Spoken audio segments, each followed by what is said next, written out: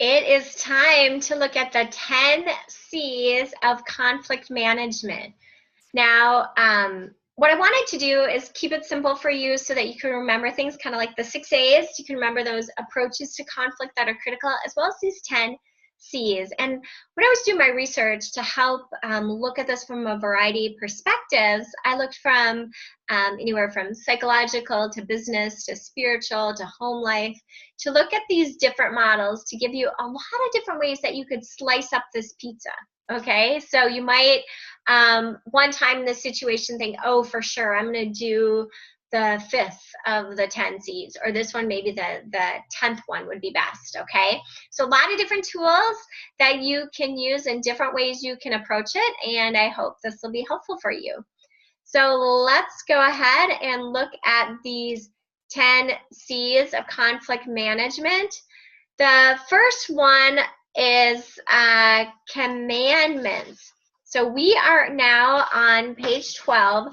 Let's look at the 10 commandments of conflict management. So you probably know that this is a play on words to looking at the 10 commandments, right? And this is a spiritual perspective for looking at conflict management. Oops. All right, let me go back to this one. Okay, so it's listed on your guide here. So look at those 10 commandments. So the author here was a pastor, and I just loved what he said, this idea about wanting to serve as manna for your journey, nourishment and refreshments for your scorched soul.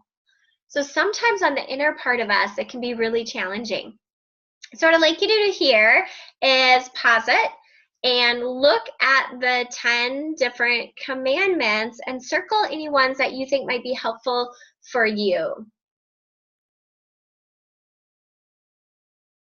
Now that you've looked them over, just to share a couple, just my husband the other night putting in all this extra time for work, and he just said, you know what, I don't even know why I expect to be appreciated, because I know I won't get that. And so definitely in his department or organization, a lack of appreciation is happening. And so number 2, don't expect to be appreciated. That tend to be helpful for him. I like number 10 is this idea of always keeping your song near you. I mean, remember what makes you passionate and excited about your life. And know that your job or the situation is just a small part to that bigger song that makes your heart sing. Okay, so that you can keep these things in perspective. I had a lot of people that said, number 4, they tend to resonate with that one. Do the job well and remember the vision. You know, what's the bigger picture or purpose for your work? So these 10 commandments around conflict management can be very helpful. So that's a book that I would recommend if you resonated with this. Now, a second way is looking at confidence. So sometimes we need to resolve conflict by kind of taking on a different aura. So I was meeting with somebody who works with actors, but you don't have to be an actor, just how do you act in different parts of your life? And so you take on different auras. So sometimes you need to come in as the warrior, as the person who is ready to fight for the battle, that you know it's important to stand strong and firm in the conflict, okay? So to kind of, you know, pump yourself up to be ready for that battle. Or the complete opposite. Sometimes you actually might need to come in being the saint archetype, where you're open for forgiveness. You're ready to really put the other person first. Or maybe the teacher area of confidence, helping you reframe the situation, educate people.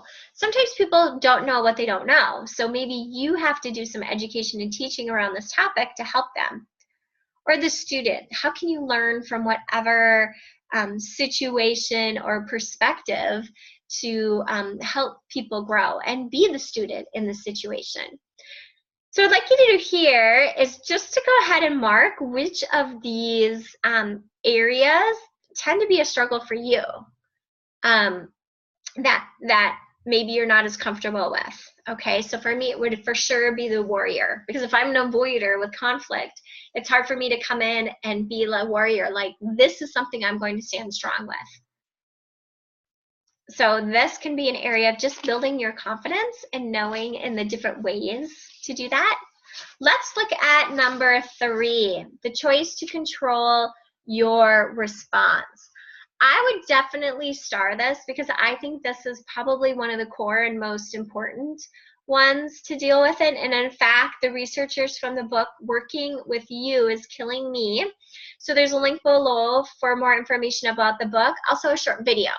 So go ahead and just pause right now, watch the video clip that's listed below. It's just a fun way to look at the prevalence or importance of the workplace situations we have.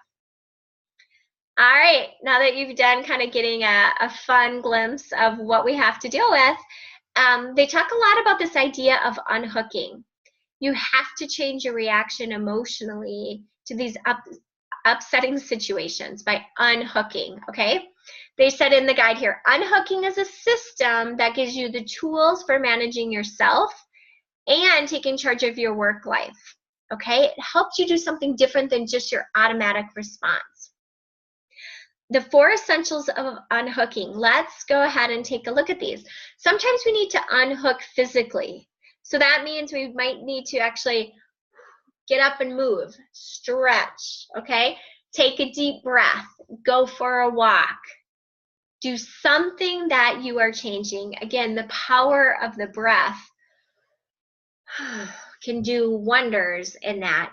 Physically, you have to change your body so it doesn't respond to natural triggers that you might have. All right, unhook mentally. So what are some ways you might be able to unhook mentally? So think about that. So these would be things like changing your thoughts on a different perspective. So I always encourage you to have some good affirmative thoughts that you can have, like, okay, don't take it personally, or one I've said before, you're not going to steal my joy. And I can just unhook mentally from whatever issue this person might be having that really isn't about me, even though they're making it about me. Mentally, again, you just might have to read, do something different, switch focuses to what you're doing. So a lot of things mentally you can do. Verbally is kind of similar. Again, saying positive words, a mantra, a thought. Verbally, you know, turning the situation. Maybe I'm a master at oftentimes just trying to change the situation. When it's going in a direction I don't want, I might be like, squirrel, and just totally, completely change it. Verbally, where my husband or boys are really good at this, they will tell a joke and get us laughing, and that'll just break the ice too. So verbally, the words that we choose and how we choose to say and use those make a difference. And the last way you can unhook is with a business tool.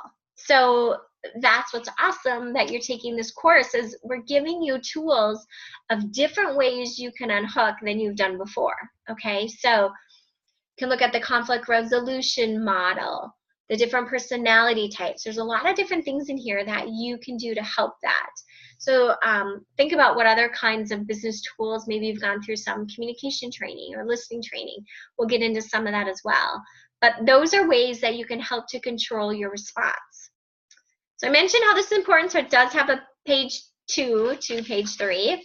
So on page 15 are some more ideas about controlling your response. Let's look at those. I don't have a slide for that, but if you look on page 15 there, additional ways you can control your response is detach, depersonalize it, eliminate negative thinking, and let go of the little things, okay? So sometimes you just have to detach, accept that this individual continue to do it. And I'm going to just detach from the situation. That's kind of the first thing, okay? Then depersonalize it. Don't take it personal. I have to say this to my middle son all the time, and I totally get it, because growing up I used to take things really personal too. So I'll be like, honey, just don't take that personal. He's just saying something, you don't have to think it's about you. Just depersonalize the situation. Eliminate ineffective thinking. So again, know that our thinking can make a big difference. So I'm trying to help my older son with this all the time, is that he'll get really frustrated if he's not doing good in his sports. And I'm like, you got to turn around the thinking. All right. Think that you're having fun, you're positive, you can do this, versus, man, I suck. How did I miss this? I can't believe that. So, you know, have that more victory kind of thinking versus the defeating thinking. And then letting go of the little things, okay? So there's just so many things that we could let bother us, but just let it go. Let it go. Like the song from Frozen, let it go. Okay, so more on there that you can do. The authors of that book too go more deeper. So again, I really suggest that as a resource to help you. Let's move on to number 4, which I also think is super helpful, is this idea of STOP, a conflict resolution model. I wanted to share one with you that was simple and easy to remember. So it's just stop, look, listen, and choose, kind of like stop, drop, and roll. Here it's stop. Again, that's the unhooking. Visually, see a stop sign, like, okay, time to pause. Let's shift the focus, and I'm going to look what's going on. What's going on inside of me? What's going on inside of others? And note your own feelings. I feel this, okay? So we don't want to start the blame game right away, but here's what I feel. Then, so I feel like there's some conflict going on. But instead of then using our viewpoint at this point, we want to go ahead and let them listen and hear what they're saying first. Okay, I feel this. Here's what I think, okay? So actually, I'm not going to go as detailed into this. I want you to go ahead and write C number 8 right there, okay? C number 8. And what that means is I go in depth about listening and how to be a better listener.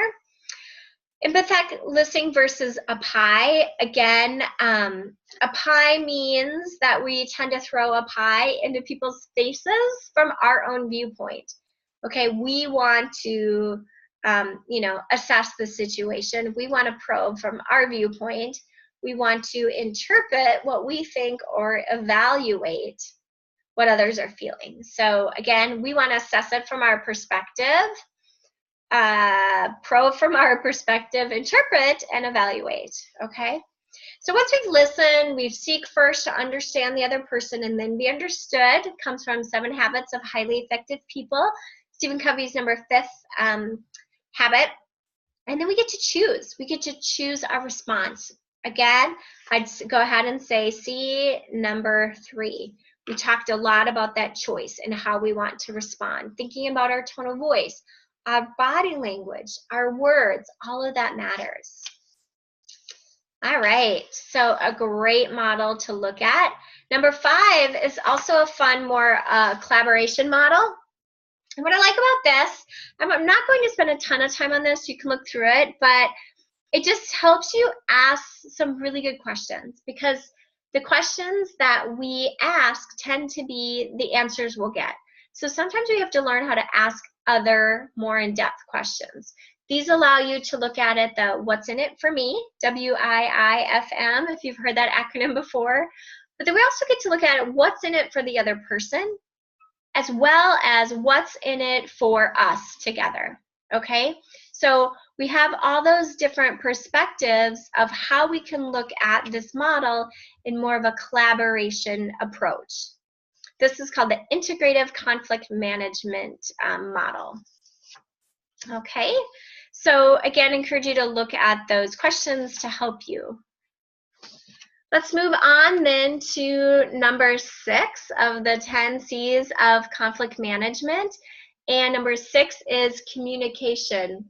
How do we best communicate with others in difficult people and situations? Okay, so this gives you 4 things to think about. We have to use I statements. So how do we get better ownership, okay, of the situation or problem in meeting the end goal? So I feel frustrated. I get worried. I'm interested. Okay, so you have to own it. Okay, again, not the blame game. Then we confirm their point of view. Okay, so, you know, it sounds like you have a different perspective than what I'm thinking. Responding to the attack. So if you start to get attacks at you, you know, take a time out, reframe, unhook. And then respond to the fallacies. So sometimes there's actually errors that come up. And so my husband was sharing this, that he is a very difficult person he was dealing with in this meeting, and there was a fallacy between the data and the numbers. And so instead of attacking and blaming, he just started to ask questions and going through this process to really help them figure out what the responses were. Okay, so that's just in the way that we communicate can make a big difference. So that is number 6. Again, it takes time to practice. This is a great way. Anytime you have a chance to communicate and try these things out, for sure do it. Number 7 is confront. All right, so for those avoiders, we don't always like to confront the situations. I don't have a slide on this one, but it's not that we have to do it, right? But it's the way in which you do it. So there's just some tips here for confronting gently. I would say this goes really well with those approaches to communication. So why don't you go ahead and just pause this and read it through. Again, I just encourage you, the whole idea here, the key is gently, gently, gently. And so sometimes what I'll do with my boys is I really lower the tone of my voice to make a point that way. All right, I think this is pretty self-explanatory, so let's move on to number 8, the concern and care. So if you notice, there is when I had you refer to the earlier one, C number 4. So go ahead and write C number 4 here, so that really fits well from this. But this just outlines everything more specifically. So looking at these levels of listening, anywhere from ignoring and pretending to more empathic listening. So this just outlines everything going through the process, okay? So I think that you can see here that what happens with conflict is we have to be at levels 4 and 5. So levels of listening, please circle and star levels 4 and 5, because that's what is key. And then there's responses. So to do empathic listening, we have to let them know we understand. So it's either repeating verbatim exactly what they said back to you. So you said that that I have no idea what I'm talking about. So you think I have no idea what you're talking about. Or you rephrase the content. So it just sounds like you don't really think I understand things. If you reflect the feelings, looks like you're really frustrated at me right now because I'm not really hearing you. And then you rephrase the content and reflect the feelings, okay? So it's just getting at that deeper level of listening. And in fact, Stephen Covey has a whole nother book that he had written because he just believes in the power of this and how that really makes a difference, okay? So practice this, but you have to show the care and concern, because people don't really care what you have to say if they don't believe that you care about them and you show concern. That's the whole idea for number 8. And then number 9, we're almost done here. Way to go and hanging in there with me. Number 9 is setting clear boundaries. What are the crucial ways you can protect yourself, okay? So sometimes we're going to look at the list of the different boundaries that you might need to do. You might have to set boundaries on your time, personal space, information, expression, manners, noise, whatever it is. So remember earlier I talked about those coworkers that I worked with that tended to be more gossips. So that was a challenge for me. So one way I set boundaries is over lunch. I was going to grad school and I thought this is a perfect opportunity for me to actually study. So I said, instead of going out for lunch, I'm going to be studying during my lunch hour for graduate school. And that was a great way I could set some boundaries for being with more of these difficult personalities. So think through the time, space, and how you might do that. I encourage you now to take some time, just pause a video and write down which of these might be helpful for you to set boundaries with. Okay, so keep those boundaries in mind. Makes a huge difference to have clear boundaries. And now we're at number 10. Woohoo, way to go. I'm so proud of you for getting to this point. And yes, it's all about compliments. So even though it's the last one, I do believe it is one of the important ones. This idea about you can always just kill them with kindness. Okay, so turn the criticism into compliments. How can we always go back to remembering the positive? So the things that we think about expand. So if we keep thinking about this is an awful person, a difficult situation, how am I going to get through it? We're going to expand that thinking and see more of what we're thinking on. So if this is what we focus on, we will get more situations to keep focusing on it. That means things are going to keep spiraling down. Instead, we need to shift to more of a gratitude mindset and be appreciative for the things that do matter to you and share that. So one way is if you have a challenging person is just to keep a gratitude journal and to think about one thing you're grateful for that person every day and see how that shift can happen. Okay, so